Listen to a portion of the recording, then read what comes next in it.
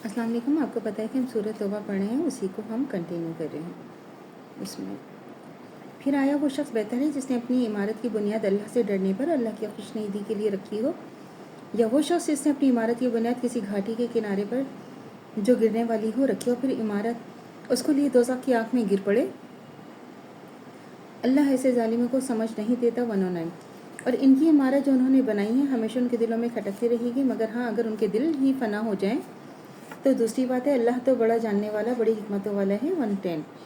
बेशक अल्लाह ने मोमिन बंदों से उनकी जानें, उनके अमवाल ख़रीदी हैं इस बात के बदले में कि उनके लिए जन्नत है। वो लोग अल्लाह की राह में लड़ते हैं तो मारते हैं और मारे जाते हैं। इस पर वादा सच्चा है। तौरात, इंजील, कुरान। और अल्लाह से ज़्यादा अपना वादा पूरे करने वाला और कौन हो सकता है? तो जो सौदा तुमने इससे किया है इस पर खुश रहो, और यही बड़ी कामयाबी है। 111। वो तौबा करने वाले, बंदगी करने वाले, तारीफ़ करने वाले, रोज़ा रखने वाले, सजदा करने वाले, बुरी बातों से रोकने वाले, अल्लाह की हदूद की हिफाजत करने वाले हैं। और ऐसे मोमिनीन को बहश्त की खुशखबरी सुना दो। नबी और ईमान वालों की ये शान नहीं है कि वह मुशरिकीन के लिए बख्शिश की दुआ मांगे, गो के वो रिश्तेदार ही हों, जबकि उनको मालूम हो जाए कि ये लोग दोज़खी हैं। 113।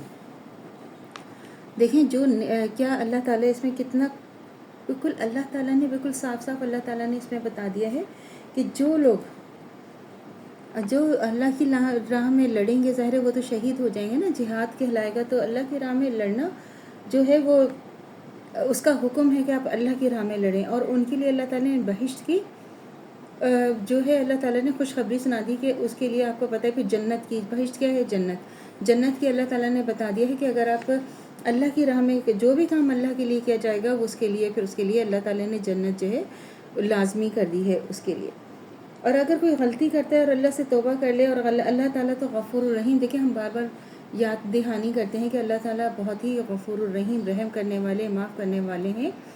अब अल्लाह ताला कहते हैं मेरे पास एक नेकी की 10 नेकी अल्लाह ताला देते हैं।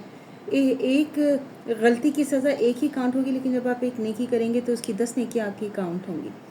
और अगर आप जितनी गलतियां करके अगर आपने सच्चे दिल से अपने तौबा कर ली, अल्लाह के सामने चले गए, तो अल्लाह ताला आपको माफ़ी दे देंगे, क्योंकि अल्लाह ताला चाहते हैं कि आप अल्लाह ताला से के करीब हों और आप अल्लाह से माफ़ी। अल्लाह ताला अपने बंदों को तकलीफ़ में नहीं देखना चाहते, क्योंकि अल्लाह ताला जो है हमारी तो एक माँ से हम इतनी मोहब्बत करते हैं, हमारी माँ हमसे इतनी मोहब्बत करती है। अल्लाह तो 70 माँओं के बराबर जो है वो अल्लाह ताला हमसे इतनी मोहब्बत करते हैं। तो कैसे अल्लाह ताला हमें तकलीफ़ में देख सकते? अल्लाह ताला तकलीफ़ में देख ही नहीं सकते।